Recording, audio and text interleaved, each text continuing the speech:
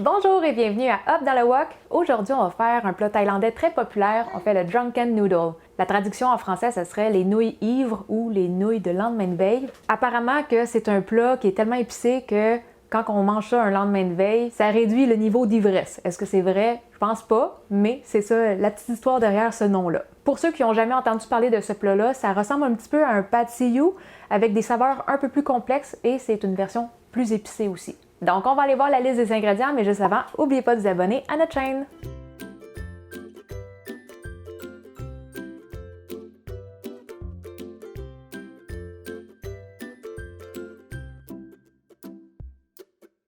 Donc, nous, la version qu'on fait aujourd'hui, c'est au poulet. La plus commune, ça serait avec des fruits de mer. Dans ce temps-là, il n'y aurait pas de marinade, mais vu qu'on prend du poulet, on va le mariner un petit peu. Ça serait la même marinade si vous décidez de prendre du porc ou du bœuf. Moi, aujourd'hui, je vais prendre 300 g de haute cuisse de poulet et pour les préparer, je vais juste commencer par enlever le gras et on va couper ça en petits morceaux de grosseur d'une bouchée. La grosseur des morceaux peut varier, mais c'est les temps de cuisson qui vont être un peu différents. Quand on fait des petits morceaux comme ça va être une cuisson d'environ 5 minutes, donc c'est assez rapide. Pour la marinade, on a une cuillère à table de sauce soya claire, une cuillère à table d'huile végétale ou d'huile de canola et une cuillère à thé de sucre. On mélange bien ça pour que ça soit bien homogène. Et une fois que c'est bien mélangé, on va pouvoir garder ça au frigo. Ça doit mariner minimum 15 minutes, mais c'est pas grave si c'est un peu plus long que ça. Pour la sauce des nouilles, on va commencer avec une cuillère à table d'eau, idéalement de l'eau chaude, donc vous pouvez la mettre un petit peu au micro-ondes, juste parce qu'on va mettre du sucre dedans et ça va se dissoudre plus vite si c'est chaud. Donc on rajoute 2 cuillères à thé de sucre et on va juste le remuer pour bien le dissoudre. Une fois que le sucre est dissous, on va pouvoir ajouter tout le reste des sauces. On a une cuillère à table de sauce d'huître, une cuillère à table de sauce de poisson, et moi j'ai pris la marque Squid. 2 cuillères à thé de sauce soya Golden Mountain. Ça, c'est une sauce soya d'assaisonnement qui est thaïlandaise. Mais si jamais vous n'en avez pas, vous pouvez la remplacer par de la sauce soya claire. Mais là, on a aussi de la sauce soya claire, on en a aussi 2 cuillères à thé. Et on finit avec une demi-cuillère à thé de sauce soya foncée. Ça va rajouter un peu de couleur. Et là, il reste juste à bien mélanger et notre sauce va être prête. La sauce est prête, on va mettre ça de côté. Et dans les prochaines choses à préparer, on va avoir tous les légumes du sauté. On va avoir quelques piments et aussi de l'ail qu'on va légèrement réduire en purée. Et ça, vous allez voir, ça va donner une belle base de saveur, ça va donner un petit côté piquant aussi. On a fait la recette pour que ce soit un niveau modéré de piquant, mais si vous êtes zéro tolérant, vous pouvez réduire à un pimentail et retirer les graines aussi. Une fois que les graines sont retirées, on va couper ça en petits morceaux. Et on va bien venir broyer la chair dans un mortier. Les pimentailles, on essaie de vraiment bien les réduire en purée parce qu'on ne veut pas nécessairement pogner un gros morceau dans nos bouchées. Après ça, on va avoir besoin de 4 gousses d'ail et on va finement les couper en rondelles. Et ces petites rondelles-là, on va amener ça dans le mortier aussi. On va légèrement les écraser, mais ceux-là, pas besoin de les réduire autant en purée. On veut juste briser un petit peu les morceaux d'ail pour en ressortir un peu plus de saveur. Mais comme je vous dis, là, pas besoin de ne plus voir les morceaux. C'est correct si c'est encore un petit peu chunky. Ensuite, on va mettre un autre type de piment. Ça va être des piments un peu moins forts que les piments thaï. Moi, quand je les achète à l'épicerie, sur l'emballage, c'est marqué Finger Hot Pepper. C'est quand même assez modéré comme force de piquant. C'est pas nécessaire que ce soit exactement le même type de piment. Faites juste en choisir un qui va être fort, mais moins fort que le piment thaï. Moi, je vais en utiliser 2 et on va le couper en rondelles. Celui-là, je vais pas retirer les graines, on va juste tout mettre. Et je vais le mettre aussi dans mon mortier, mais je vais commencer par ajouter une première moitié que je vais écraser un petit peu, juste parce que mon mortier est tellement petit. Et une fois que j'ai fait un petit peu de place, je vais mettre le reste. On va écraser ça juste assez pour que les morceaux soient brisés. Ça ne sera plus des belles rondelles dures. Le mix, au final, ça va être un petit peu juteux, mais encore assez chunky.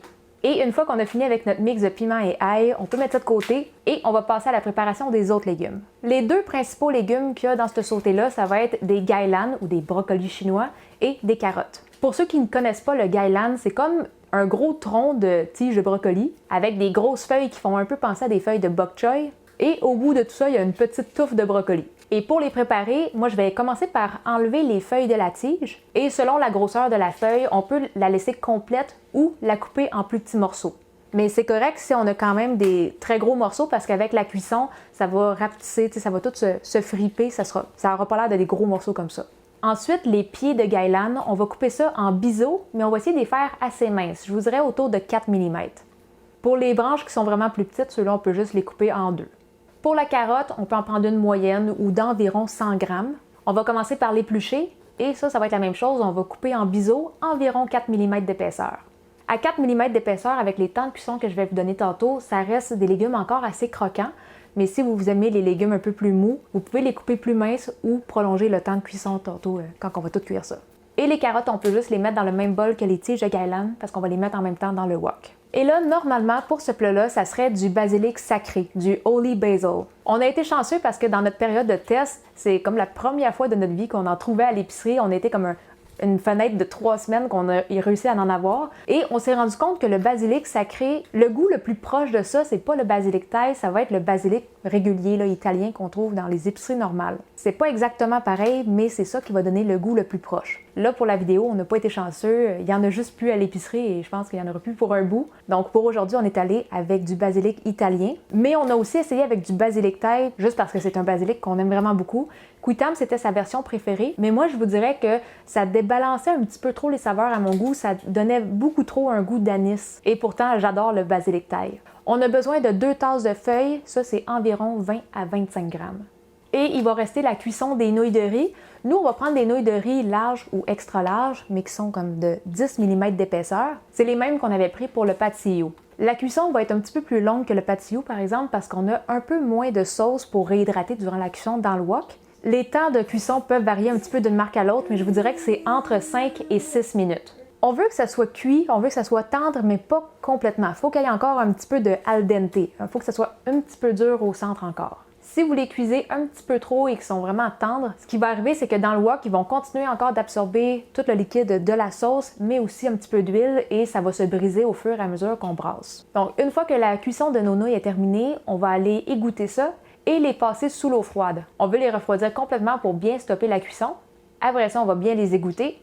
Et moi, je vais les transférer dans un gros plat de plastique juste pour les séparer un petit peu. Si on les laisse dans la passoire, ça va pogner en pain et ça va être beaucoup plus dur à séparer dans le wok par la suite. Une fois que tous nos éléments sont prêts, on va passer à la cuisson et on va commencer par cuire le poulet. Donc, on va mettre le wok à feu moyen élevé, environ 300 degrés Fahrenheit, et on va mettre un petit fond d'huile.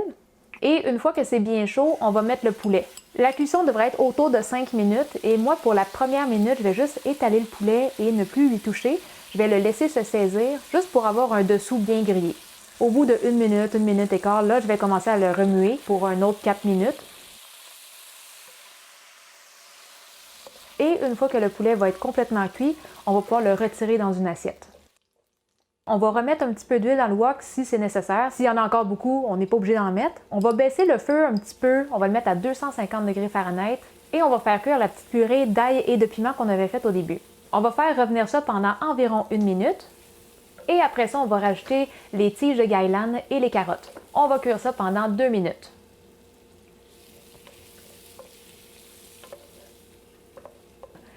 Ensuite, on rajoute les feuilles de Guylaine, on les fait revenir pour 45 secondes et on essaie de bien les remuer pour bien les enrober d'huile. Après ça, on va mettre les nouilles et la sauce et on va bien remuer pour que toutes les nouilles soient enrobées. Et on va les remuer jusqu'à temps que la petite sauce soit plus liquide dans le fond du wok. On veut que la sauce soit un petit peu plus agglomérée aux nouilles. Après ça, on va remettre le poulet et on va bien remuer pour le répartir. Et on va arrêter de remuer les nouilles, on va les laisser griller un petit peu au fond pendant 10 secondes. On les brasse un peu et après on va refaire la même chose, on arrête d'y toucher pour les laisser griller un petit peu au fond, pour un autre 10 secondes. Après ça, on met les feuilles de basilic, on ferme le feu et on va remuer jusqu'à temps que les feuilles ramollissent un petit peu, je vous dirais que ça prend 30 secondes. Juste la chaleur résiduelle va être assez pour faire ramollir les feuilles. C'est prêt, on peut servir!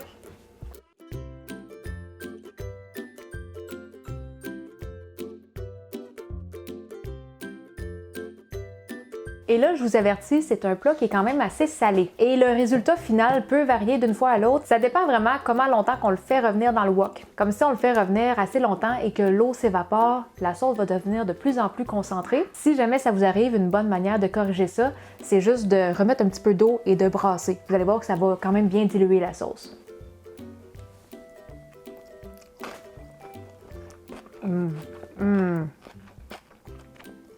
Ah ouais.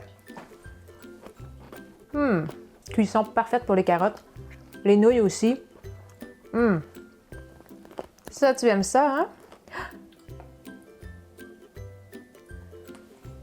Hein? C'est pas si piquant que ça. Amy est capable d'en manger. En tout cas, si vous trouvez que c'est trop piquant, dites-vous qu'il y a un bébé de 9 mois qui mange plus piquant que vous.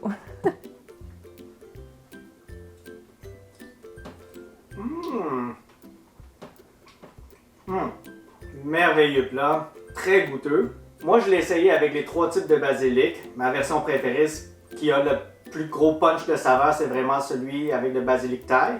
Mais celui avec le basilic normal, il est très bon aussi. Excellent!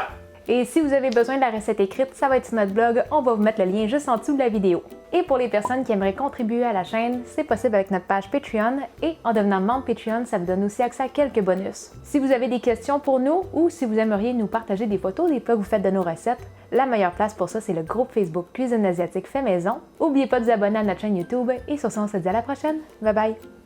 C'est quoi ce pied? On le voit-tu sur la caméra? On le voit tout le temps.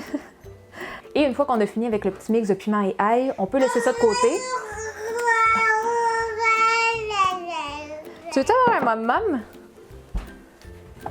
Peut-être que ça va l'occuper. Ah! Garoche-les pas à terre. Là. OK.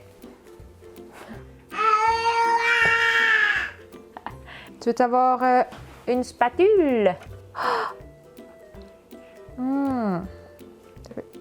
On va la mettre comme ça dans le trou. Tiens. Et après, on va refaire la même chose. On arrête d'y toucher pour les laisser griller un petit peu au fond, pour un autre 10 secondes. On va voir comment Amy est bonne. Un petit piment. Oh, des piments. Oh, délicieux, hein? Elle est vraiment bonne. Hein? On est prêt pour aller voyager en Thaïlande. Tiens, un petit morceau de poulet. Ça, c'est bon aussi. Oh, du poulet. Ah, délicieux. On va aller dîner?